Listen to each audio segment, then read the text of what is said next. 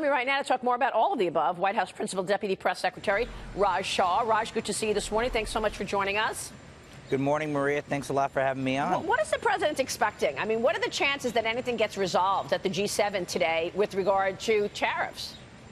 Well, I don't want to set too many expectations. What I will say, though, is to echo both what Larry Kudlow said and what Secretary Ross said, which is that the president's position, both on the steel aluminum tariffs and on dairy tariffs that the Canadian government has, is that the United States wants to see free, fair, and reciprocal trade. We want to see other countries allow for American exports and support American jobs and American workers and have a free and fair and, frankly, level playing field when we negotiate not just with countries that we have a more complex relationship with, but also with our allies. So that includes the EU, that includes Canada, includes Mexico, and many other countries.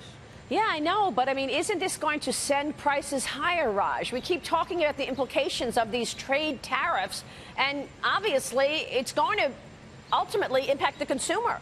Because when you look at these tariffs on these imports coming in, those producers are just going to raise prices, forcing the price to go up for consumers. Is the president worried that these tariffs on aluminum and steel is going to cut into economic growth?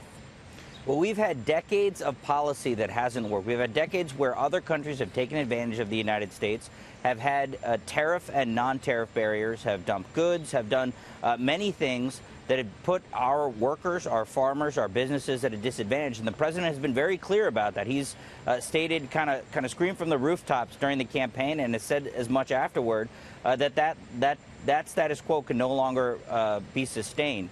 And so he's been taking actions. He's been confronting bad trade practices. He's actually led to a renegotiation in principle with the U.S.-South Korea Free Trade Agreement. There's an ongoing back and forth with China. We're trying to renegotiate NAFTA. So the president is going to, piece by piece, start fixing what has been a broken system that has worked against the United States. When we have a several $100 billion annual trade deficit with countries around the world, we are hemorrhaging money. And the president wants to fix that. So there may be some short-term hiccups, but his long view is to ensure that American goods, American products are respected overseas and are allowed to enter foreign markets just as they're allowed to enter our markets. Right, and he has said there could be short-term pain for long-term solutions. But my question to you is, isn't the bigger issue China and the theft of intellectual property and the forced transfer of technology, Raj? So what does a deal with ZTE do for any of that? You know, people today, businesses today, do not care if the trade deficit with China is $375 billion or $200 billion. I recognize the numbers look better if he does a more fair situation here, but the real issue is intellectual property theft and the forced transfer of technology. What are we going to do about that? Well, the president has begun to confront China over forced technology transfers and the theft of intellectual property. That's why the 301 tariffs have been proposed. The president has $50 billion on the table. He's going to look at that come a few weeks from now around mid-June. And the president's going to potentially take action. You know, we've been working back and forth with our Chinese counterparts. They're tough negotiators, but they've also operated under a status quo in which Chinese companies and frankly, the Chinese government has been stealing American technology, has been forcing American companies. They won't even admit it.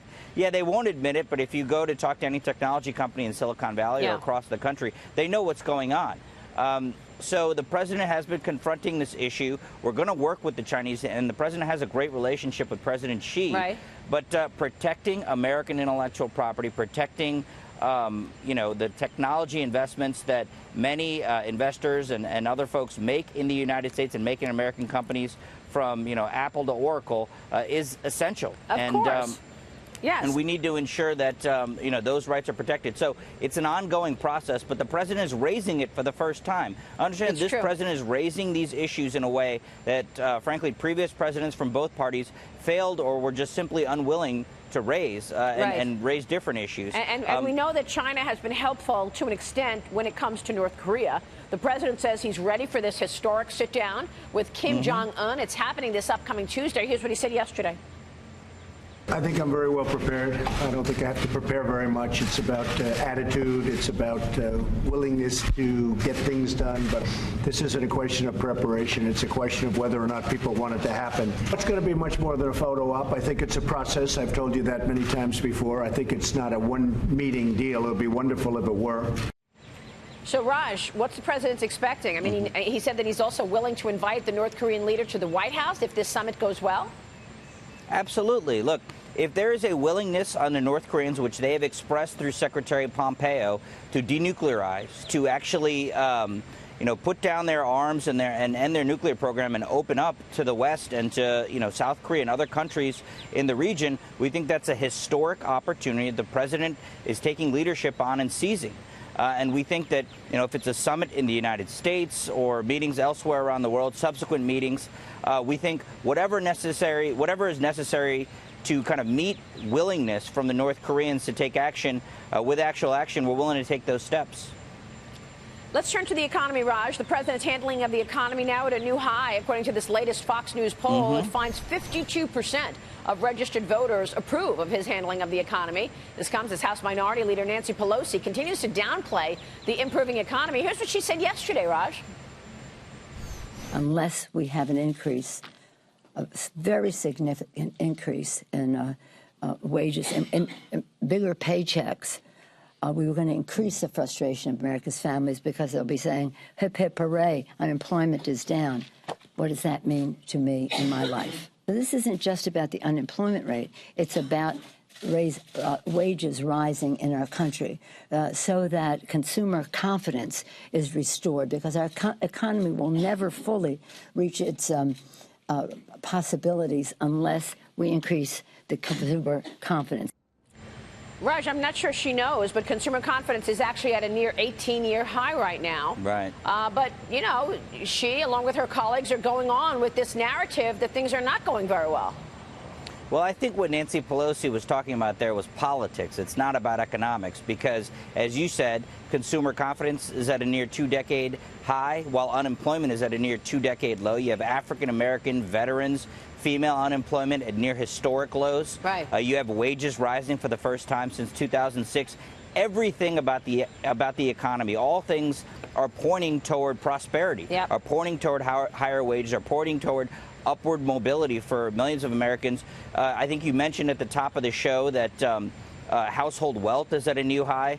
Home prices are rising. There's so much good news out there. And frankly, Nancy Pelosi is talking about politics. She's trying to downplay significant economic gains. The fact is that if the health of this economy and if the policies of the previous administration worked as well, you would have seen her praising the economy. Right. And by the way, what a switch from Mitt Romney, right? I mean, Mitt Romney once called Donald Trump, quote, a con man.